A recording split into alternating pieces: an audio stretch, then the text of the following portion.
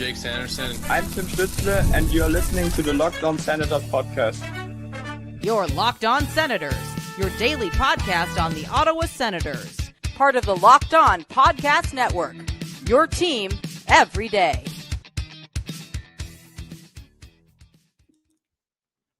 You are listening to the Postcast, presented by the Locked On Senators podcast, and of course, our friends at the Glebe Central Pub. Check out the GCP, where the vibes are free at 779 Bank Street. Take a ride on the Sens shuttle, just $18 round trip to and from the CTC. Tickets for all 4 November games are out now, so get them before they're gone. I'm Ross Levitan alongside Brandon Piller, and what kind of sick joke was this? It feels like an eternity since the Sens played, and then they did, and we saw a mirror image of last Saturday night. Sens fall to a divisional opponent in overtime. It's the Boston Bruins 3, the Senators 2. Pilsy just beat the buzzer. Yeah, I mean, this is a tough one, getting scored on with 5 seconds left in overtime on a bad goal, and right after the Sens call a timeout and they can't get it to shootout. I was so confident, Ross, that if they got this to shootout, they're going to find a way to win. And you said it was a mirror image of the Habs game, but let's take a look at the formula here. The Ottawa Senators, not only did they not get scored on first, not only did they not get scored on the first 5 shots against, your Ottawa Senators scored first, scored on their first shot of the goal. Thank you, Corpy. And they still somehow found a way to lose. And I forgot, Shane Pinto gets a point. That should be the recipe for success for the Ottawa Senators. And they only allow 2 goals in regulation, barely even 3 goals total, as that one barely makes it in before overtime's over. And it's tough. I mean, you're happy to get a point. Yes. I shouldn't say happy. It's good that you got a point, because we're not happy to get a point here, because the Boston Bruins now remain 3rd in the Atlantic Division, and that is their 5th straight win. If you would have told me, Ross, the Atlantic Division top 3 would have been Montreal, Detroit, and Boston, obviously it's early, but that is not how anyone thought this would shape out. But you got to find a way to win these games, and they weren't able to do it tonight. You got to find a way to play better in these games, Pilsy. The Sens sleptwalk through the first period. But they played poorly, and still that game was right there for them, though. I know, but you need to. Why aren't they starting strong? They've been off for 4 days. Scored on their first shot of the game. Well, I mean, in possession, they got outshot 9-1 at one point. The shots were. Come on, the play was just hemmed in Ottawa's zone. They were second to every puck. Fair. Thomas Chabot even said after the game they wanted it more. Why? Why is that? Montreal had 4 days off before they played Ottawa, and they came out with their hair on fire and took an early lead. Ottawa got the lead, but they backdoored their way into it. Yeah. And there was no surprise from me that they were down 2-1 after 2 periods. They didn't play very well, and they were lucky to be up in the first place. I was going to say, towards the end of the first period, it almost felt like this is the sacrifice to score first. You're actually just going to play like garbage for 20 minutes. Seriously. And you'll be up. But that wasn't a confident early lead. No, it wasn't. Yeah, that's fair. I guess I'm just on such a high that not only did the Sens not get scored on first, but they were the ones to score on their first shot on goal, that it's diluting the rest of the play that they had. So I will step back on that take for sure. But yeah, it's tough, because this is a beatable Boston Bruins team. We compared the lineups this morning, and especially, Ross, when you're able to basically fully shut down David Pastrnak, his first shot on goal was in overtime. Now it's a really good chance in overtime, but you shut down their most dangerous player, and you weren't able to take advantage of that. Well, and then his second shot went through Linus Ullmark, and Ullmark just did a statue impression. He's like, maybe I have it. Just sitting there waiting to be tapped in by Pavel Zacha. Well, that was McAvoy. No. Yeah, you're right. I'm thinking of a different play. But McAvoy circle. I'm thinking of Pastrnak on that last play, because him and Timmy were getting into it off the draw. And Timmy was kind of looking around for a call. It's like, let's go. There's 10 seconds left in overtime. You don't have time to even take a quick look at the ref. Pasta, I mean, we don't talk about the rest of the show, but Pasta was grabbing Timmy at the blue line, and Timmy kind of flailed and was like, what? I guess we're not calling that. We're just letting time run. And of course, that ends up leading to the goal. I was Travis Green was hot with the refs in this one. You don't need to be a professional lip reader to understand what he was saying to the refs on a couple of these penalties. And Ross, you mentioned it today, keys to victory on the episode of Locked On Senators podcast with discipline. And the Senators were very disciplined for most of this game. Like their first penalty was Thomas Chabot, and you even saw Claude Giroux go up to the ref and be like, that's what we're going to start the penalties on, that play, that's where we draw the line here after there's been some big hits and some other questionable plays. So yeah, it's a tough one. I mean, it's, again, you're not happy that you got a point, but it's good that they get a point to at least stay in this tight race. But it's opportunities like that where you had your chance to be the one that doubles up on the Bruins here, slashes their winning streak, puts out the fire, and then gains some momentum on this dad's trip heading into the next game in Philly. And they don't quite seize the moment. They don't. And they let this one slip away. And I just stay perplexed at how this team admits they weren't ready to go. Why not? It's crazy. I cannot understand that. And Saturday now, like, you better show up in the first period. We'll see what happens between now and then with Travis Green. Now that they lose again in overtime, are you going to make the lineup change? We got teased with Jordan Spence, doesn't end up playing. Van Paolo takes a penalty in this game and really doesn't do a whole lot else. I just can't believe that overtime winner. Literally a goal that Korpisalo would have allowed. That is a Corpy type goal. Just a little flutter from the side, drops behind him, no clue where it is, tapped in, goal. Yeah, that was such a tough visual because, like, that's just McAvoy desperately putting the puck on net, which great play. I mean, you got to tip your hat to McAvoy. He did a full loop-de-loop, lost it, got it again, did a full loop-de-loop, had Pinto diving, and had Sanderson doing a full-out yard sale, diving and swinging his stick, and still found a way to get that puck on net. And then Zacha right there taps it in for his second goal of the game. And I don't know what it is about Ullmark, Ross, but anytime he makes a save or there's a shot, you mentioned it, so I'll steal your term, statue mode. Like, he's not battling. He doesn't stick with the play. There's no reaction. There's no, like, it's not even like a human thing to just be like that still. It's kind of crazy, honestly, how every single time he's just perfectly still. Like, and I know sometimes goalies are like, hey, well, I want to be still because if it's in my equipment and I freak out, I knock it into my own net. Or let's say it's a puck off the glass and you move around, that's when you can end up making a mistake or whatever. But like, it's every single time a puck is shot, he's just like, freeze and wait. It's the opposite of Korpisalo, who's like too active in his crease. Yeah, that's fair. Yeah. And Corpy, just while we're on Corpy still has it's crazy. The mask like this. Why can't I see shots on the point? It's so insane to me every time they zoom in on his face. I still like the gold mask. He's got good style there, but I don't understand how he has it down so low. Anyways, that's not as bad a look, Corpy with his mask down low, as Ullmark just having that puck right there for the Zacha tap in. Dude, Corpy beating Ullmark tonight is such a slap in the face and being the better of the two goalies. Ullmark made a couple big saves. Third period, Clevin had a big D shift against Pasternak, but then ultimately his stick broke. They were a bit discombobulated and he bailed them out. Huge right pad save. So, like, it's not like he's awful. It's not the reason they lost this game, no. Though. Sure, that goal was bad, but this wasn't an Ullmark disaster game. No, but It was the difference between a good save percentage and a bad one. That one shot with 5 seconds left. Lucky him, because it was tapped in behind him. They counted for 2 shots there. I guess it was just sitting there. It had to be tapped in, unless Ullmark, maybe he was worried that if he tried to move, he would knock it in himself. Well, and that's what I'm saying. Like, sometimes you do understand that, where a goalie is like, if I don't know where it is, the best play is to be still because maybe it's in my equipment, and the last thing you want to do is knock it in on yourself when all you had to do was wait. But like I referenced, he does that all the time for any shot in any situation. Yeah. I don't like it. They need to fix it right now because that's 4 straight performances for Ullmark where the numbers just aren't good enough. $8 million goal. He's your starter. You need him to have success this year. And in his last 4 starts, he's rocking .760 save percentage, .897, .852.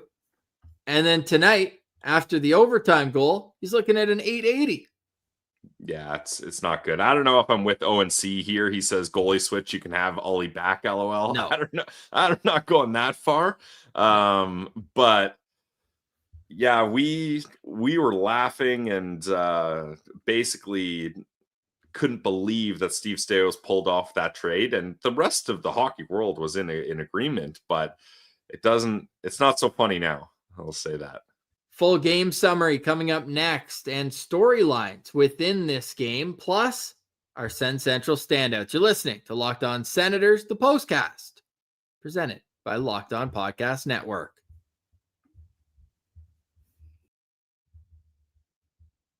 Today's episode is brought to you by our friends over at FanDuel. The NBA is back, and there's no better place to get in on the action than FanDuel, the official sports betting partner of the NBA. Even if you miss the start of the game or you want to ride the hot hand, FanDuel has live bets on everything from who will score next to fourth quarter comebacks. Plus, you can even combine your live bets into a same game parlay for a shot at a bigger payout. Keeps every game exciting, especially when your team's making that late push. Not a lot of my Ottawa Senators bets were successful tonight, I will admit, but we've talked about it on the show. First goal in the first 10 minutes. That one hit at least, so that's one you can ride along as well and do it on FanDuel. And if you're a new customer, FanDuel is giving you $300 in bonus bets when your first $5 bet wins. So head to FanDuel.com to sign up and play your game with FanDuel, the official sports betting partner of the NBA.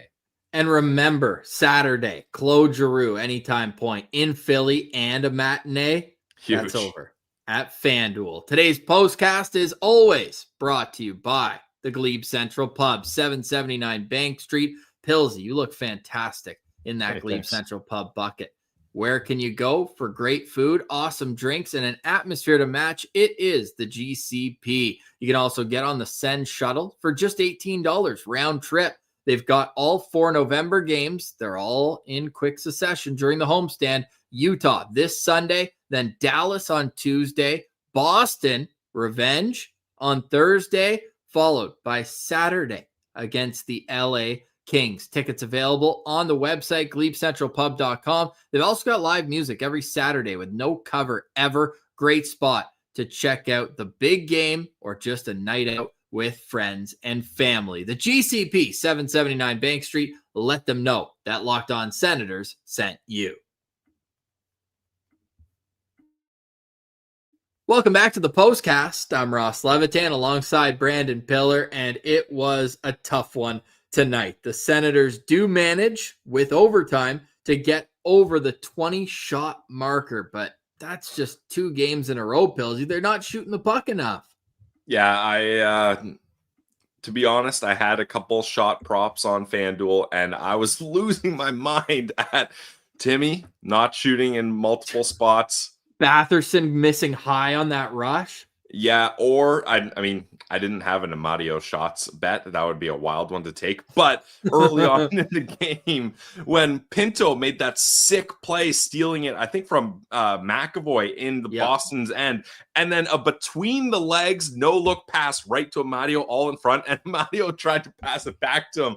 I was like, "What are we doing here, Amadio? You just scored. Keep it going. Get that on net." But yeah, definitely. That was a tough visual, just as the whole camera just moves to nobody and the puck's in the corner. Yeah, when you were all alone in front. Yeah, it's tough.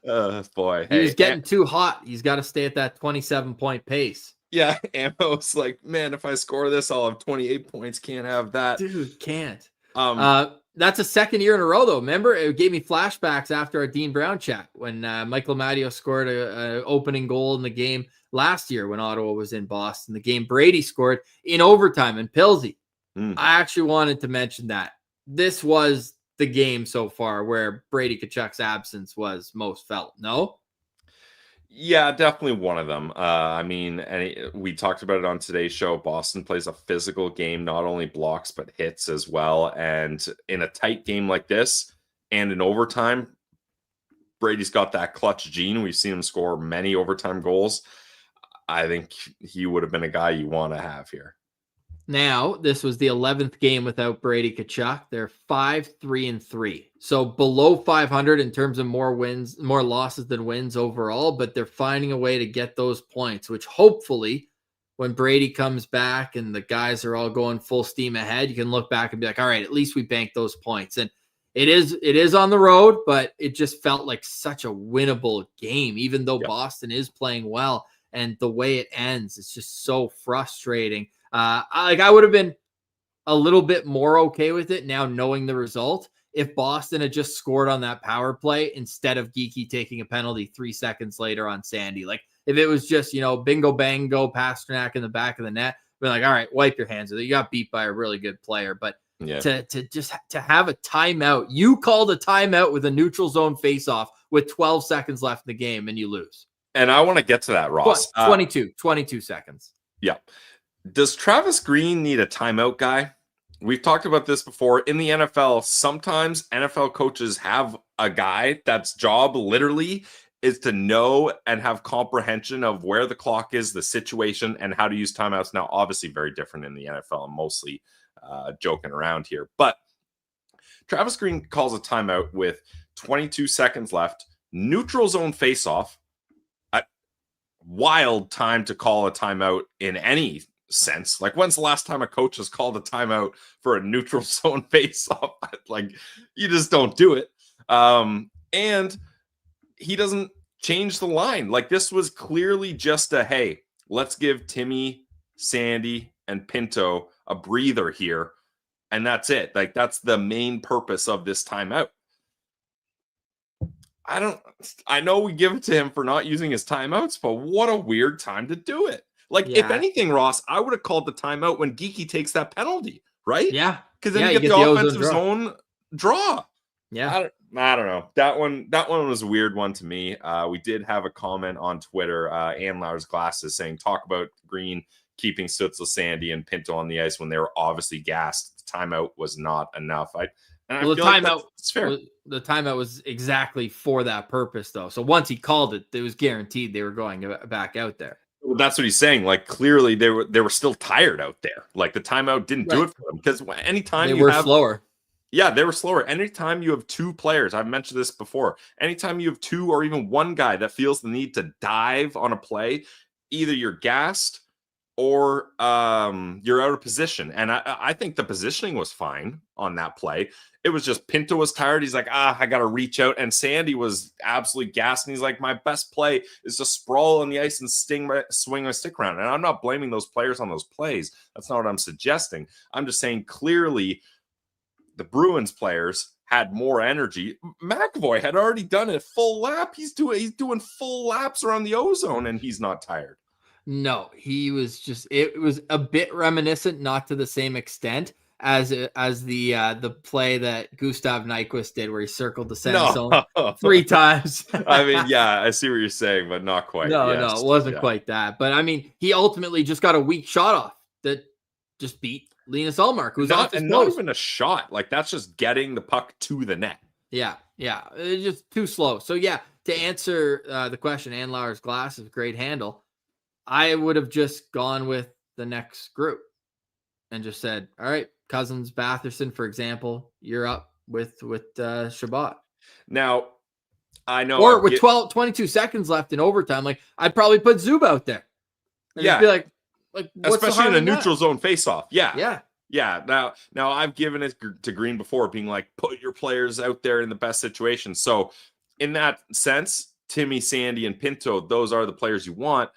But not in this scenario, in this situation, with this amount of time, with this face-off at this part of the ice. Like, it just seems crazy. I would love to. I mean, there's no way to find this out. If there is, please let me know. LOSB stats department, get on it. But I would love to know how many face-offs or how many timeouts in NHL history have been called on a neutral zone? And I'm not talking center ice, but on one of the 4 dots in the neutral zone. How many times in history has there been NHL timeouts called in that scenario? We will stand by for the answer. Yeah, don't hold your breath.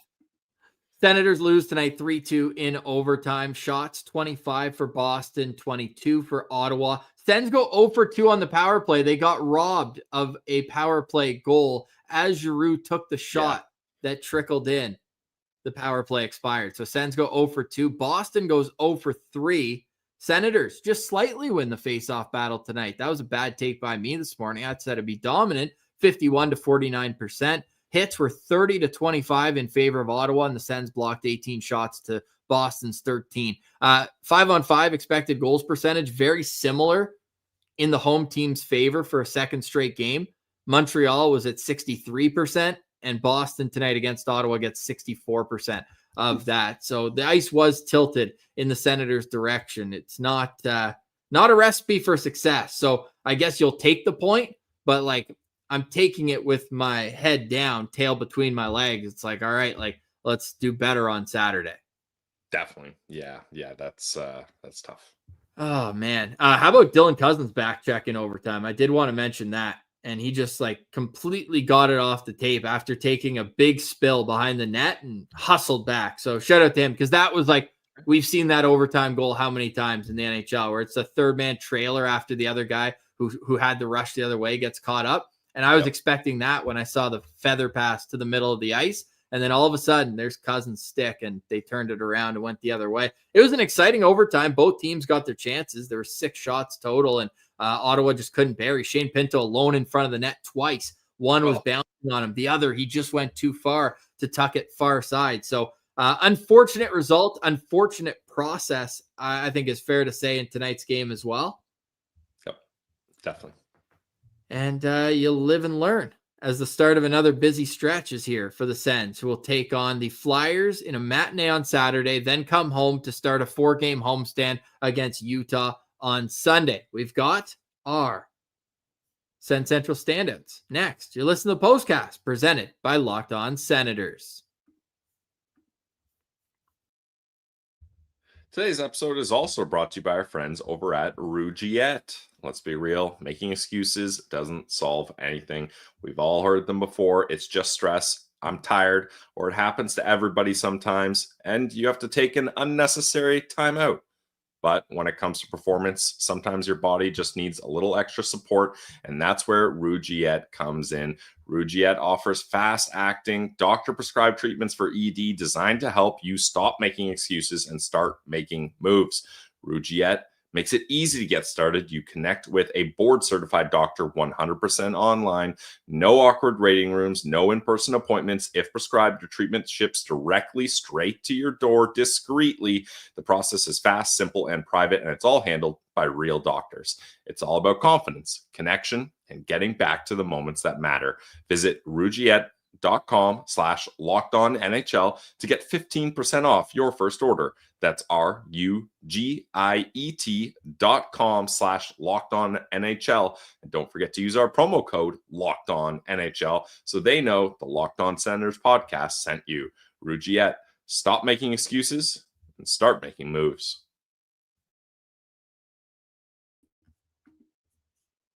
That was an all-time reference to the timeout. Way to go, Pilsy. I loved that. That was awesome. This is the Postcast. Thank you so much to all the citizens who ride or die with us tonight. We vent, and I was ready to come in here and just rip Linus Ullmark. And you were hot coming in. I'm not happy with the numbers. The numbers are what they are. And tonight, there was no excusing him like we did a couple of games ago. Like, this is 4 in a row where he has just not been good enough, and they need more from him. I don't know what I do Saturday, because obviously you're going to split 1-1 for the 2 games, but like, I don't know. What do you do? You go Ullmark on Saturday and then Levy at home on Sunday against a tougher opponent, or the other way around? No, I said it, I think, a couple episodes ago, Ross, that I'm going Levy on Saturday. And why? I'm not 100% sure, but that's what I said, so I'm going to stick to it. Again, with some of these back-to-backs, you can spin zone me and tell me different arguments for going one way or another, but my gut said Levy on Saturday, and if Linus had a lights-out game and was the reason they won, maybe that's different. I keep him hot, but I think you give Levy the Philly game on Saturday. Sens Central Standouts, presented by the Glebe Central Pub. Pilsy, what do you got from the Ottawa side? Mine is easy. Okay, nice. NHL.com didn't mess up on me here. Every time we do Standouts, Ross, the website just like erases all the stats of me, but I got it here. I think Shane Pinto was the Ottawa Senators' best player, in my opinion. He gets 1 assist on this, the beautiful pass over to Mario, who buries it. He had 4 shots, 3 hits, plays 21-09. Sorry. I just thought this guy was battling. Like that turnover that I already referenced where he steals it from McAvoy and then a no-look pass to Mario. Now Mario gives it away, but whatever. That's not on Pinto. And then Pinto had that play later on, shorthanded, 1 versus 3 in Boston's own end. He steals it from all 3 of them, gets a shot on Corpy, gets the rebound, and then draws a penalty to make it even 4-on-4. Like, this guy was just a dog today, and he wanted that puck, and he was battling, and I really like Shane Pinto's game. How different is the conversation we're having if he doesn't fan on that centering feed at the end of regulation? Like, he had a real good chance in the dying moments to win the game, and he just couldn't finish, but he was all around it. So that's a great call as your standout. I'm going to go with his line mate, number 28, Claude Giroux. I thought Giroux was great tonight. He gets the game-tying goal in the 3rd period. He gets an assist on the 2-on-1 goal. So obviously a bit of fortuitous assist on that one. But I just think that it's worth mentioning for the reason that he tied 2 legends of the game, most notably Mike Bossy, along with Joe Nieuwendyk, 64th all-time on the NHL's points list. And he's going to continue to climb this. He's only 4 points back of Bernie Fedorko, and he's catching now 6 points away from Marian Hossa, who did a lot of his damage with the Ottawa Senators. So shout out to Claude Giroux. He hums along, and I'm expecting this to lead into a big afternoon against his old team. Yep. We've been all over that matinee up against his old team in Philly. The stars are aligned for Claude Giroux, so I'm excited for that. Multi-point game on Saturday is what we need from him. And we'll give an honorable mention, I think, to Michael Amadio. He had a great defensive stick tonight a couple times, and then obviously buried. So that line was the Senators' best one in tonight's game. Pilsy, any final thoughts? What are your thoughts on Travis Green saying that they were happy with a point with how they played tonight, and then Thomas Chabot saying that they weren't ready for the first 35 minutes of the game? They didn't want it more, quote. Yeah, I mean, depending on the context of what Green said, you shouldn't be happy with it, but I get what he's saying. Like, they didn't play good, and still you get a point out of it. So that's whatever. I'm okay with that. Yeah, Chabot saying they weren't ready to go. Like, that's tough. You had all that time off. You had the lead. You score on the first shot of the game. Like, that should energize you. That should be like, oh my God, we're never in this position. We're always chasing. Let's put the pedal to the metal here. Let's step on their throats. And you just didn't see that. So it's disappointing for sure. Sens Central Standouts tonight, presented by the Glebe Central Pub. Shane Pinto, Claude Giroux, and we'll give Jack and Martian a share of Michael Amadio. But the Senators, they fall tonight 3-2 in overtime to the Boston Bruins. The Senators do get a point, and that's what we're going to hang off of this game, but it was not pretty out there. And now Ottawa, they do extend the stretch now where they're 4-1-2 now in their last 7 games. And I guess 4-1-3 if you want to make it their last 8 games. So finding ways to get points despite the circumstances. I'll take it one further, Ross. 10 games. Like 5-2-3 is weird because like part of you is like, well, I mean, it's not bad, but also it's not great. Like 5-2-3. It's just a weird spot to be in.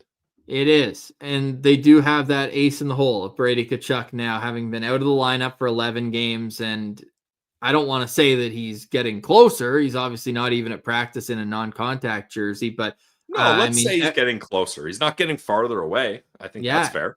That's such a nice way to put it. Yeah, he is getting closer. Mm-hmm. Maybe after every loss, we'll start Locked On Senators the next morning with today is, and Brady Tkachuk's one day closer to coming back. And Brady Tkachuk is less far away from returning. Less far away. Couple other quick storylines from tonight's game that I want to touch on. This trend of Tyler Kleven throwing a big hit minutes after the other team throws a big hit, and it's probably seconds, not minutes, is really nice. I'd like to see this continue. It's one of those where you don't have to take the instigator right away and get your pound of flesh. It's like, no, you got our guy. Don't worry. You're going to cut across somewhere. I'll be right back there. So love to see that. Yep, it's a good one. And he crunched Peak awkwardly there. Like, you don't often see that where a guy like Peak was just like stuck kind of hanging on the bench there. Like, he got him in a weird spot, I think, there, but Peak ended up playing the rest of the game and had a block shot that hurt him too. Like, it was a tough one for him. Yeah, I like that from Kleven. Like, take a number, or not even really take a number because he didn't hit necessarily the same guy, but just keep it in the back of your mind that happened, and then make sure you repay the favor to the team a little bit later. I like it. And that's what they did. Curtis McDermott with a fight tonight against Mark Kassler. Kind of a weird one. Fight, yeah. No, we haven't seen him go toe-to-toe yet. Like, they've just been too... Curtis Douglas was toe-to-toe. Yeah. And then it was back to ice. Yeah, oops. Cassie kind of jumped him in a weird But he was asking for it. Like, he was trying to get into it. No, totally. Yeah, I think both of them wanted to fight at that moment, and Cassie was pissed, but they just didn't square off properly because Cassie was so emotional. And then later on, we're talking McDermott highlights here. He gave Zadorov a couple good whacks to the back of the leg, skating off the ice, being like, hey, I'm here if you want it. And Zadorov's like, no, like, usually I try to goat Brady Tkachuk into fighting. I'm not about to do that with you.